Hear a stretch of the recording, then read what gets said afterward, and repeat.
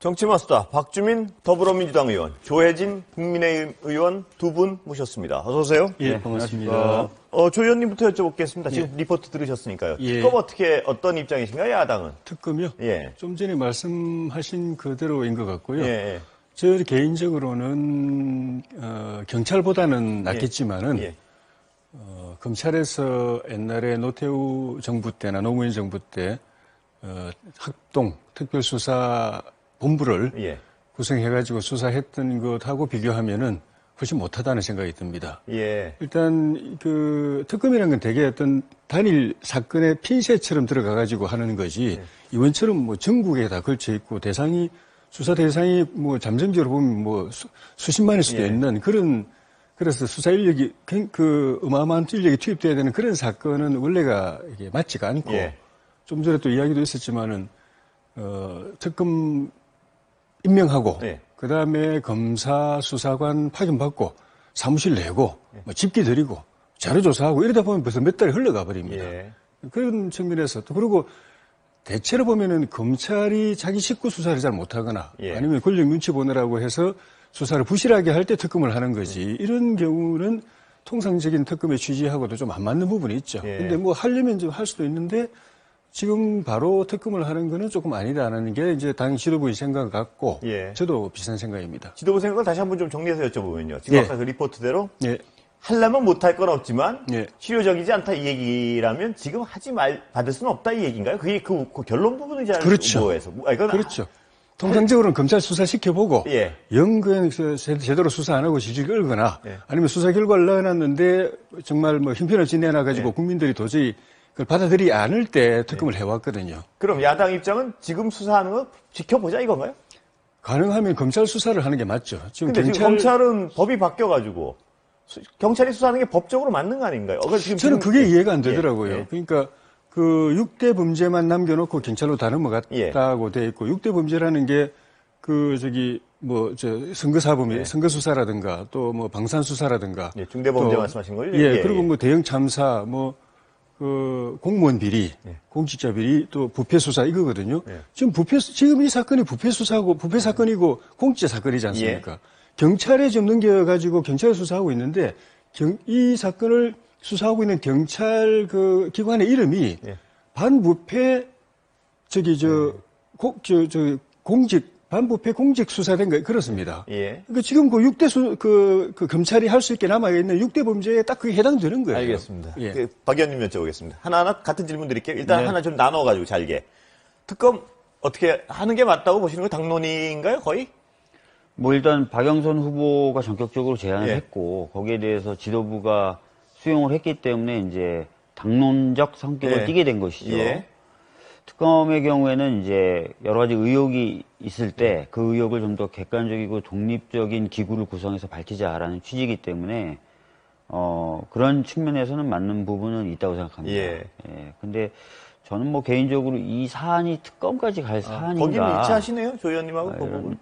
생각이 좀 듭니다. 그러니까 좀 다르죠. 그러니까 조 의원님께서는 특검을 해야 되는데 시기상 안 맞는다라는 말씀이신 거고.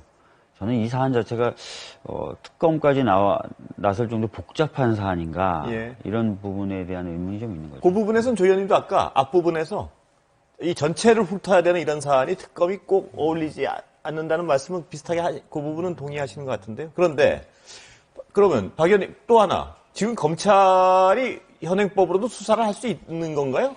그거는 지금 조 의원님 6대 범죄에 이제 부패 범죄나 공직자 범죄가 들어가 있기 때문에요. 가능하고요.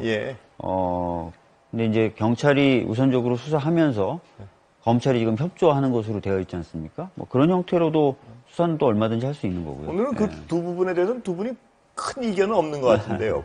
근데 특검 박 의원님은 당론적 어떤 합의가 돼 있는 거라도 박 의원님은 특검 별로 지금 경찰 수사 지켜봐야 된다는 입장이신 것 같은데요, 어느 정도는? 그러니까 아까도 말씀드렸지만 특검이라고 하는 것은 조사하는 기구나 또는 조사하는 사람이 그 정치적 중립성을 의심받거나 이럴 경우에 보통 사용하는 수단입니다.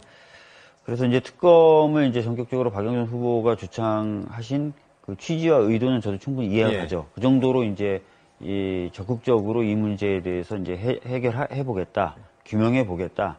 자신이 있다 이런 뜻이고 예. 그런 측면에 있어서는 저도 동의하고 예. 다만 이제 아까 말씀드렸던 것처럼 이 사건이 그렇게 조사하는 기구 자체를 못 믿고 또는 예. 조사하는 기구가 조사를 못할 정도로 복잡하거나 한 사건인가에 대한 부분에 있어서는 좀 아닐 수도 있다라는 말씀 드립니다. 야당 주장대로 검찰의 수사의 주도권을 줘도 되는 겁니까? 검찰이 지금 이제 경찰하고 협조해서 예. 수사를 하고 있습니다. 예. 여러분들이 많이 오해를 하시는 것 같은데요. 지금도 이제 형사소송법 개정된 형사소송법에 따르면 검찰과 경찰의 협력 의무가 규정되어 있고요. 예. 그 형사소송법 규정에 따라서 대통령령으로 아주 자세하게 경찰과 검찰이 협력해서 수사하도록 하는 내용들이 규정이 돼 있어요. 예. 그렇기 때문에 지금 이제 그런 시스템대로 가동이 되고 있다 이렇게 예. 보시면 될 것 같습니다. 예. 그 시스템대로 가동되고 있다는 데 대해서는 더 검찰 쪽이 나서야 된다 이 입장이시죠? 계속 야당은. 이제 검찰이 예. 수사를 해야 된다고 하는 그 논거는 검찰의 수사력 때문이거든요. 예. 그 막강한 수사력 그리고 뛰어난 수사력, 경찰하고는 비교가 안 되는 수사력 그리고 지금처럼 이렇게 광범위한 그 범죄 그 혐의가 얽혀 있는 예. 대상도 뭐 그 청와대부터 해서 뭐 국토부, LH, 지자체 뭐 지자체 또 시의원, 예. 그러니까 그 지자체 그 지방의회 의원 등 이렇게 그 복잡하고 그리고 자금 추적이 또 이제 기술이 필요하고 예. 이런 데 있어 가지고 짧은 기간 안에 사건의 전모를 밝혀내는 거는 검찰 이상 따라갈 데가 없다. 예. 그렇게 그런 측면에서 검찰에게 수사를 맡기라고 하는 건데 지금 대통령께서는 경찰이 수사해라. 근데 저는 검찰이 협조해라고 그러는데 예. 경찰이 협조하고 있는 게 검사 한 명 파견받아 가지고 법률 검토해 주는 거 하나. 예. 또 경찰이 그 구속영장, 경찰은 구속영장 그 청구권이 없으니까 검찰에 신청하면은 신청 받아서 검찰이 빨리빨리 법원에 그 영장 받아줘라. 이거 정도예요. 예. 검찰에게 수사를 맡긴 게 아니고 그 협조라는 건 수사의 본질하고는 아무 관계 없는 거기 때문에 사실상 수사와 관련해서 검찰이 지금 아무것도 못하고 손 놓고 있는 셈이죠. 박 의원님 반론은 좀 들어야 될 것 같아요. 네. 이 부분은. 예. 대규모의 수사 인력이 동원이 된다거나 또는 수사할 지역이 굉장히 넓고 또 곳곳에 분포되어 있거나 그러면 옛날에도 경찰력이 많이 동원이 돼서 수사를 했었습니다. 검찰이 사실 그 정도의 조직력, 인력을 갖고 있지 못하거든요, 예. 검찰이. 그래서 그렇게 해왔던 것이고, 지금 이제 뭐 검사 한 명 파견돼서 협조한다라고 말씀하셨는데, 이제 그거는 좀 다르죠. 왜냐면 지검 단위로 이제 부장들이 다 이제 선정이 돼서, 예. 그 네트워크를 갖춰서 이제 작업을 하는 식으로 됐고, 대검에도 그걸 컨트롤하는, 부장이 지목이 예. 되어 있는 상태고요.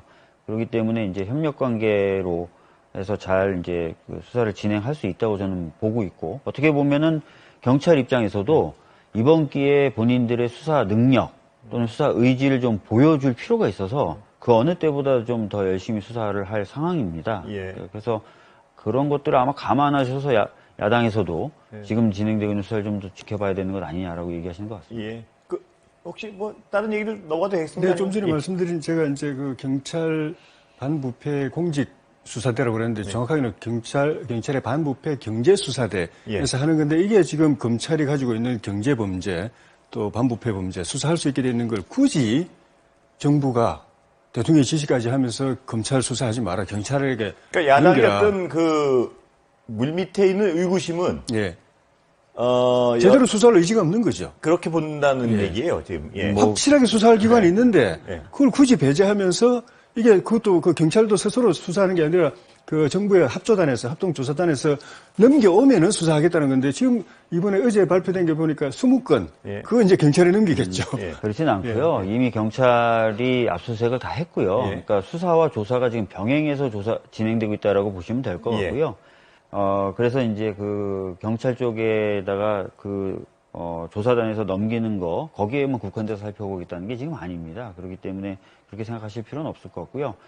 그 다음에 이제 뭐 검찰이 확실한 뭐 수사 능력과 뭐 이걸 가지고 있다라고 얘기를 하셨는데 뭐 아마 검사분들하고 직접 이야기를 나누신 건 아닌 것 같고, 아까도 말씀드렸던 대로 지금 경찰 입장에서는 굉장히 본인들의 어떤 존재의 예. 바뀐 제도에 의해서 본인들이 잘해 나갈 수 있다는 것을 보여줘야 되는 절체절명의 상황입니다. 그래서 굉장한 의지를 갖고 있는 것으로 저는 듣고 있고 잘 될 것이라고 알겠습니다. 보여집니다. 그럼 일단 경찰 수사를 지금 여당이 좀 지켜보고 뭐 할 수밖에 없는 상황 아닌가요, 지금?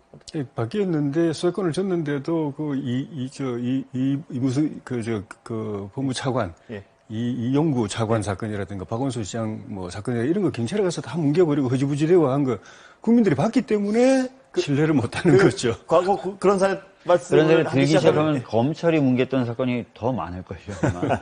예전에 검찰이 다 수사를 지휘 통제했기 때문에. 예. 그 팩트를 증명할 수 없는 논쟁은 약간 줄이겠습니다. 왜냐하면 시간 좀 구체적인 얘기. 그래서 나오는 얘기가 국회의원 전수조사하자 여당 얘기인데요. 하자는 입장이시죠? 저희는 필요하다고 보는 겁니다. 왜냐하면은 지금 국민들이 갖고 있는 여러 가지 걱정, 우려는 LH 직원들만 했겠느냐도 포함되어 있습니다. 그렇다면은 그런 개발 정보를 접할 수 있는 부처 공무원들뿐만 아니라 정치인에 대해서도 좀 조사를 해서 이번 기회에 지속적으로 재발하고 있는 그 불법적인 투기 이런 것들 좀 근절할 수 있는 좀 토대를 만들어 보자라는 취지에서 300명 국회의원에 대한 전수조사 충분히 가능하고 필요하다고 봅니다. 예.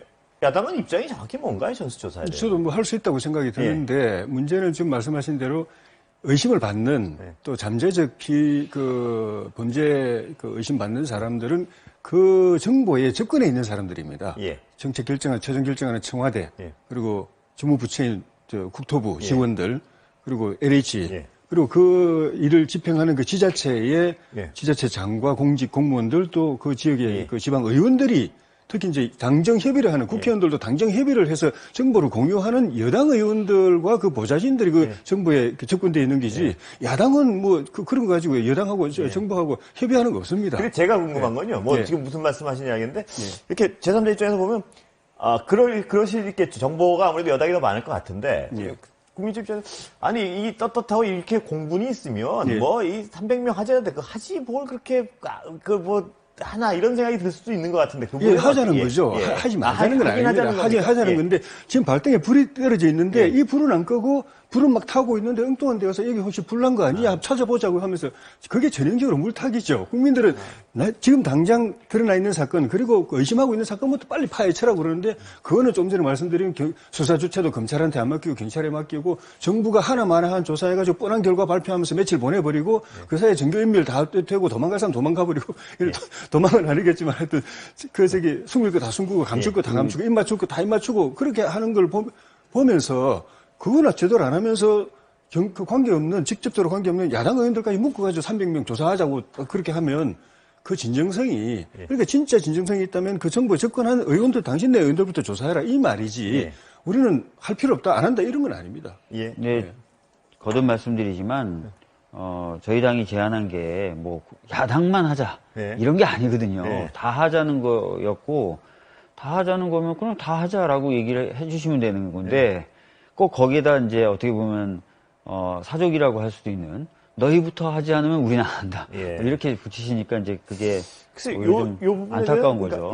그 부분 그러니까 아까 말씀하신 대로 정보에 접근할 수 있는 사람은 뭐 철저히 뭐 해라 하는 동시에 우리도 하겠다 하고 나서면 좀 이렇게 그래도 또 속풀이가 될 것 같은데. 아니, 솔직히 말씀드리면 오히려 야당에서 이럴 때는 더 적극적으로 방금 말씀하신 대로 너희도 해라 뭐 이렇게 다 하면 될 것 같은데 약간 빼는 듯한 느낌을 주는 게 약간 보기가. 그러면 이제 정부 여당이 힘을 쏟아야 되는 초점, 관심사를 직접적으로 사건이 터지고 있는 데서 이쪽으로 옮기니까 문제인 거죠. 그러면 이쪽은 안 그래도 지금 필요하지 않은 정부 이렇게 전수조사를 해서 14,000명이나 조사해가지고 겨우 7건 밝혀내면서 시간 다 끌어버리고 검찰 수사하면 금방 밝혀질 걸 또 경찰에게 넘겨가지고 한참 시간 끌고 이러면서 제대로 수사를 사건 규명을 안 하면서 어떻게든 이걸 그 지방선거의 피해를 덜 주려고 이리 피하고 저리 피하고 이리 덮고 저리 덮고 한 그 전략 그 책략 중에 하나로서 이런 걸 자꾸 제시한다고 보니까 말려들 필요는 없다는 생각인 거지 하자는 겁니다, 저희도. 아니, 근데 제가 이제 두 가지만 말씀드리겠습니다. 첫 번째는 보통 이럴 때는 아까 말씀하셨던 것처럼 여당이 더 정보의 접근성이 높고 그래서 부정이나 부패가 있으면 여당이 더 있을 것 같다라고 말씀하시잖아요. 이럴 때 보통 야당은 우리가 먼저 할 테니까 너희들도 해라고 하면서 어떻게든 여당을 하게 만듭니다. 근데 지금 여당이 다 하자라고 하는데 야당은 보통 야당의 모습과는 달리 여러 가지 이유를 댄다는 거죠. 일단 그게 좀 아쉽다는 말씀 하나 드리고요. 계속적으로 반복적으로 말씀하시는 게 검찰이 수사하면 금방 끝낼 건데 검찰의 수사기법이나 경찰의 수사기법이나 다른 게 없어요.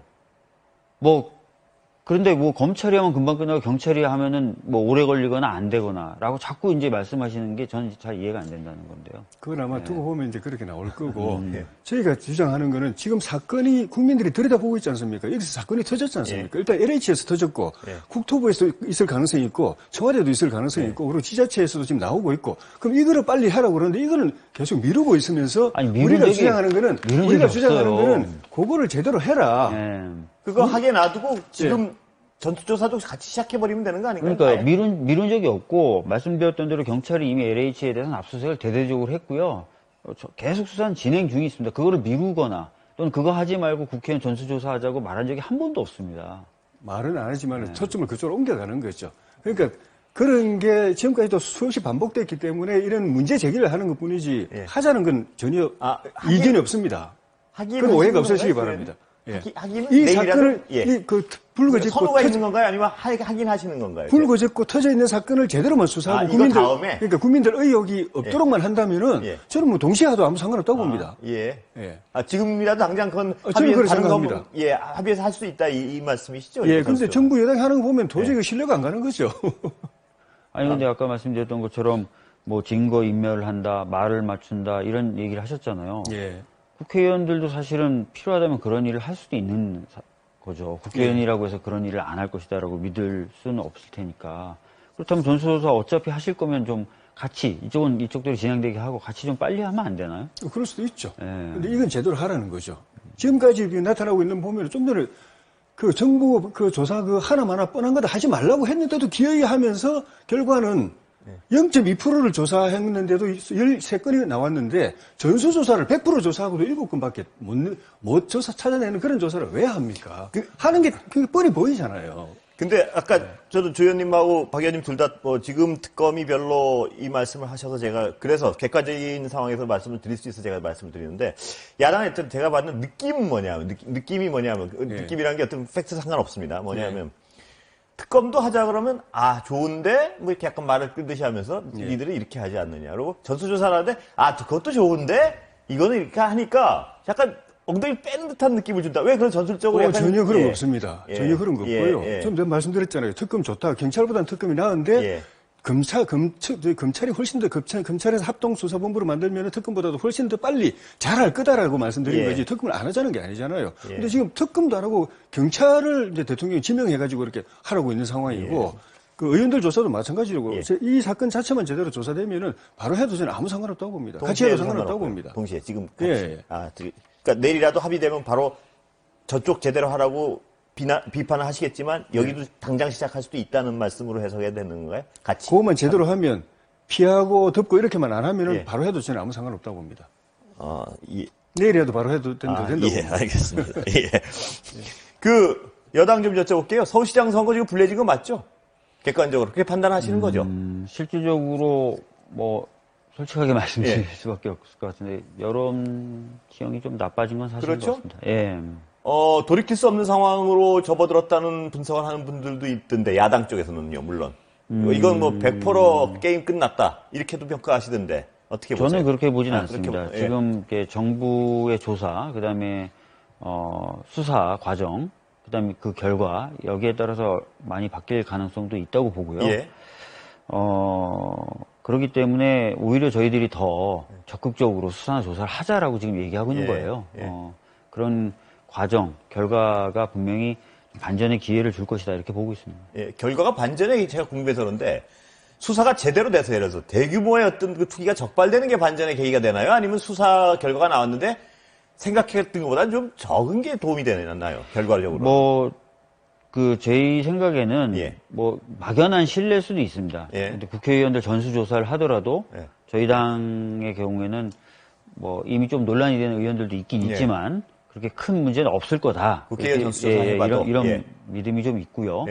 기타 등등 수사 결과에 있어서도 좀 생각했던 것보다는 그래도 좀 나쁘지 않은 결과가 나올 수도 있다 이렇게 좀 보는 겁니다.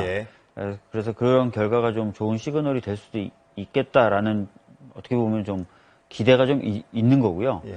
또 하나는 저희가 지금 계속 강조하는 것이 이제 그 재발 방지를 위한 여러 가지 제도 도입과 보완입니다. 그런 것을 통해서도 좀 국민분들의 마음을 좀 돌릴 수 있는 기회는 있지 않을까 이렇게 보고 있습니다. 조 의원님 어떻게 보세요? 서울시장 선거 판세는 추세선으로 뒤집혔다고 완전히 확신하시는 건가요? 아니면 어떻습니까? 저는 확신하지 않습니다. 아, 그렇습니까? 예. 조금의 이제 그 변동은 있죠. 네. 지금까지 여당이 어쨌든 결과적으로 유리하다고 봤던 이 구도는 조금 변동이 있는데, 근본적으로 바뀌었다고는 저는 판단하지 않고, 그리고 한 달은 굉장히 깁니다. 선거에 있어서 한 달은 굉장히 길고, 국민들의 마음이 하루 사이에도 바뀔 수가 있고, 그러니까 결국은 이 사건을 청와대 대통령과 이 정부 여당이 어떻게 다루느냐가 이제 관건인데, 지금처럼 이렇게 다루면은 여당은 계속 악재가 되고 야당에는 호재가 되죠. 그러니까 국민들한테 용서를 받고 그래 됐다. 그리고 이거는 용서하고 투표는 제대로 할게라고 그 사면을 받으려면은 엄정하게 확실하게 진정성을 가지고 규명 의지를 가지고 누가 봐도 저렇게 되면 감출 수 없이 제대로 수사돼야 될 거야. 그리고 결과 나온 거 보고도 제대로 했네. 이렇게 이 루트를 쫓아가야 되는데 지금 보면은 누가 봐도 이거 부담스러운 건 이해되지만 부담스러울수록 빨리 그래서 제가 빨리 말씀드린 검찰이 어떻게 보면 여당에 도움될 수 있는 게 선거 전에 빨리 이걸 결론을 내려버리면 그 농담을 하려고 그랬는데 속 시원하게 의원님 돼버리면 말씀대로 수사 제대로 하면 야당이 불리하네요. 지금 선거에는. 불리하지는 않겠지만 이 사안 자체가 어쨌든 여당에 유리한 사안은 아니니까. 근데 여당으로서는 피해를 최소화할 수 있죠. 예. 야당 얘기 좀 여쭤볼게요. 오세훈 후보가 상승하는 건 맞죠? 확 올라오는 거. 조 의원님 개인적인 견해부터 전망부터 여쭤보겠습니다. 어떤 오세훈 후보 유리해졌습니까? 안 후보보다? 단일화 과정에서? 유리해지고 있습니다. 자신이 있으신가요? 당으로서는? 제 개인 의견으로는 우리 승산이 높아진 것 같아요. 승산이. 그러니까 원래 시작할 때는 당내 경선도 나경원 후보가 될 거다라고 봤었고, 그리고 이제 단일화 경선은 또 안철수 후보가 유리하다고 봤었고, 본선에 가면 또 민주당이 유리하다고 봤는데, 지금 그거부터 가설부터 깨져버렸어요. 그 오세훈 후보가 그냥 이겨버렸습니다.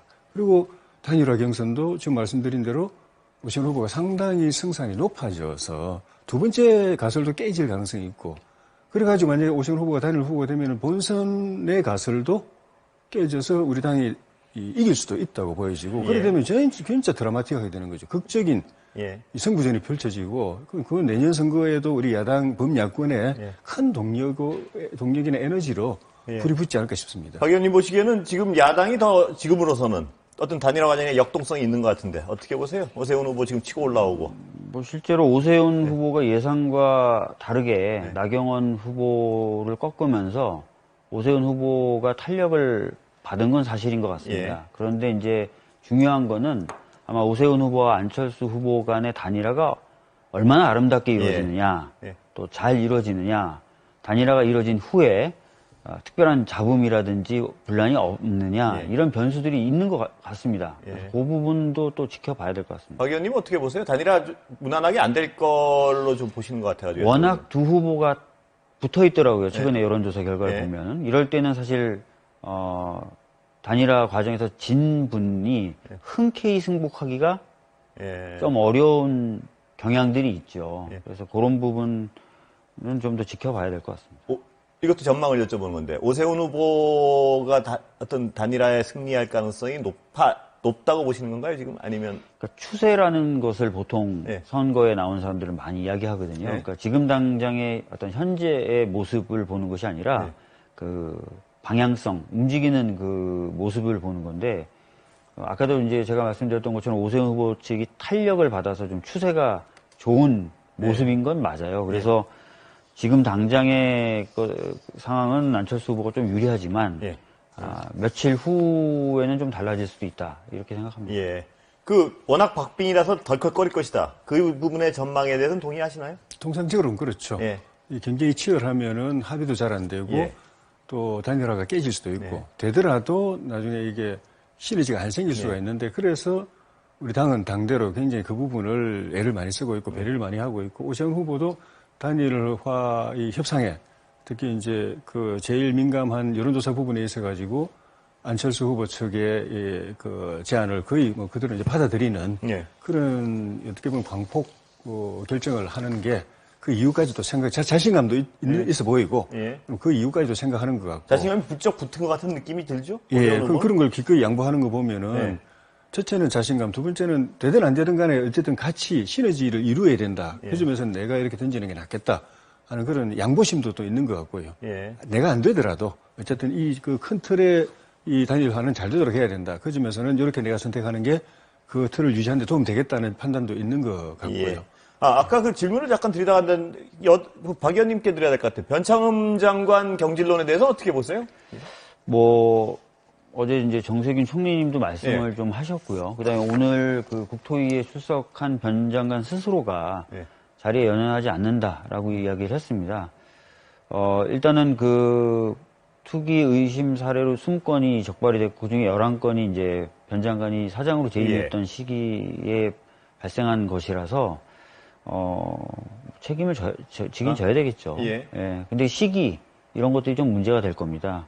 어느 시기나 정도로, 상황이. 어느 게 적당하다고 보세요? 글쎄요, 그거는 이제 여러 가지 감안해야 되는데요. 어제 이낙연 상임선대위원장이 말씀하셨던 것처럼 이사 대책, 예. 부동산 대책이 좀 자리를 잡는다든지 아니면 예. 적어도 뭐 좀 운을 뗀다든지 하는 것들의 중요성 이런 예. 것들도 좀 감안하면서 전체적으로 고려하고 판단돼야 되지 않을까 싶습니다. 이사 대책이 공급 대책이 그만큼 중요하기 때문에 신뢰를 잃은 장관에게 저걸 맡길 수 있냐 뭐 그 주장이 있는 거 아닌가요? 그 주장도 있는 반면에 또 이사 대책이라고 하는 것이 또 변창흠 장관의 어떤 그 개인적인 능력에 기반한 부분도 좀 있거든요. 그러니까 SH와 LH 사장을 거치면서 네. 개발을 할 수 있는 적재적소를 잘 발견해내고 또 그 장소에 가장 적합한 개발 방식이나 이런 것들을 선정하는데 좀 많은 이제 역할을 했던 부분이 있기 때문에 예. 하여튼 그런 것들이 좀 종합적으로 고려가 돼야 될 것 같습니다. 야당은 장관 경질론에 대해서는 지금 정확히 입장이 뭐 경질하라는 건가요? 아니면 당연하죠. 임명하지 말라는 이야기부터 했잖아요, 저희는. 예. 이분 임명하면 안 됩니다라고 이야기했는데 기어이 임명하시는 거 보고 제가 이 자리에서도 이야기했던 기억이 나는데 임명하면 그걸로 끝나는 게 아니라 이제부터 변창흠 리스크는 시작된다라고 제가 아마 그 공개적으로 몇 차례 이야기를 했는데 지금 그게 그대로 현실화되고 있는 상황이고 지금 보니까 좀 전에 자막에도 나왔지만은 물러나긴 물러나는데 결정에 따르겠다고 변인 장관이 이야기를 해요. 이건 스스로 물러나는 거하고 좀 다른 것 같고 대통령께서 마음을 정해주시면 따르겠다는 그런 거 아닌가 싶어요. 그러니까 아까 대통령에 부담 안 되고 여당에 부담 안 되기 위해서 내가 위에서 결정이 없더라도 내가 그냥 기꺼이 옷 벗겠다 이건 아닌 것 같고 여전히 미련은 갖고 계신 거 아니에요? 저도 어쨌든 변창흠 장관이 어떻게든 책임을 져야 된다고 생각을 하고요. 예. 변창흠 장관도 스스로는 그렇게 생각을 하는 것 같습니다. 근데 아까 말씀드렸던 대로 여러 가지 이제 부동산 관련된 정책의 집행이나 이런 부분 연속성이라든지 이런 것들을 감안해서 정부가 종합적으로 좀 판단을 해줘라 이렇게 아마 얘기를 하고 있는 것 같습니다. 예. 그 여당의 얘기는 지금 뭐 본인이 있고 싶어서 있는 건 아니다. 그런데 지금 이사 부동산 대책이나 이런 걸 좀 어떤 탄력을 붙이고 나가는 것이 맞는지 본인으로서 책임을 어느 것이 책임을 지는지 뭐 이걸 고민하고 있다 뭐 이런 뜻 같은데요. 그 부분도 본인도 그렇고 대통령이나 이 여권도 그렇고는 불필요한 고민을 하고 있는 거 아닌가 싶어요. 저는 이분이 뭐 이렇게 뭐 개발 계획 뭐 확실한 게 있다, 뭐 신도시 계획 확실한 게 있다고 그랬을 때 저건 대안이 아니다. 지금 이게 불 붙어 있는 부동산 대란을 끌 수 있는 대안이 아닌데 뭐 꿀단지라도 있는 거. 정부가 변 장관이 대단한 뭐 솔루션 해결책을 갖고 있는 해결사인 것처럼 하는데 저 이야기하는 거 보면 저래 가지고 해결이 안 된다는 게 저 판단이었거든요. 특히 신도시만 하더라도 지금까지 신도시가 이 강남과 서울을 중심으로 하고 있는 이런 과열된 부동산 수요를 그쪽으로 못 가져갑니다. 그쪽에서 만들어 온 주택 모델이라는 게 불이 붙어 있는 이 수요자들의 그 수요를 못 끌어들이는 거기 때문에 결과적으로 신도시는 서울 사람들 끌어간 게 아니라 지방 사람들 다 끌어와 버렸어요. 그 변창흠 장관의 경질론에 대해서는 이견이 어떤 부분에 있는지 확인했으니까 제가 마지막으로 시간 한다는데 하나 조 의원님부터 짧게 좀 이번 사태에 대한 경제적 이득을 보지 못하게 하기 위해서 3기 신도시 계획 자체를 무산시키고 어떤 불이익을 줘야 된다. 이런 주장도 일각에서 나오고 있는데 어떻게 보십니까? 좀 짧게 정리해 주세요. 통상적으로는 그게 무리한 선택이죠. 큰 발표를 여행사업을 발표해놓고 뒤집는 건 큰 무리한 건데 방금 말씀드린 대로 예정대로 신도시 사업을 하더라도 결국은 지방 사람들을 다 빨아들여가지고 서울에 바로 진출 못하는 지방 사람들이 거쳐가는 정거장 역할만 하지 서울에 있는 수요를 분산시키는 기능을 못할 거기 때문에 굳이 할 필요가 저는 없고 또 이렇게 문제가 됐을 바꿀 때는 필요가 있다는 말씀이신가요? 바꾸는 것도 저는 뭐 생각해 볼 수 있다고 봅니다. 첫째는 이 정책 자체가 그다지 그렇게 좋은 정책이고 우리가 기대하는 정책의 효과를 못 거둘 거라는 측면. 두 번째는 이 난리가 벌어져가지고 저항이 엄청나기 때문에 그걸 돌파해서 그걸 강행하기가 정부로서는 굉장히 부담이 될 거라는 거. 두 개 때문에. 생각은 어떠세요? 3기 신도시 계획 자체를 바꿔야 된다. 예. 택지를 공급하고 그 택지에 이제 주택을 지어서 주택을 공급하는 방식이 기존에 이제 주거지를 재개발하거나 재건축하는 것보다 이전 수요를 줄이면서 예. 효과적으로 주거를 공급하는 방법이라는 것에 대해서 많은 전문가가 동의하고요. 예. 제가 알기로는 야당 쪽에서도 그래서 그런 얘기들 계속 지속적으로 해왔었던 것으로 예. 알고 있습니다. 여러 가지 필요에 의해서 어렵게 신도시가 결정이 됐기 때문에 지금 와서 그것을 무로 돌린다는 것은 제가 보기에는 좀 지나친 것 같고요. 예. 나타날 수 있는 부작용을 최소한으로 줄이면서 예. 계획은 차질 없이 진행이 돼야 될 것 같다는 예. 생각입니다. 오늘 여기까지 듣겠습니다. 그리고 다음에 두 분 모실 때는 지금 가장 국민들이 관심을 많이 갖는 부분이 지금 이 부당이익, 투기를 통해서 투자한 사람들이 어떤 경제적 이득을 어떻게 뺐느냐, 앞으로. 그 부분에 대해서도 좀 구체적으로 여쭤보겠습니다. 예. 오늘 말씀 여기까지 듣겠습니다. 예, 감사합니다. 고맙습니다.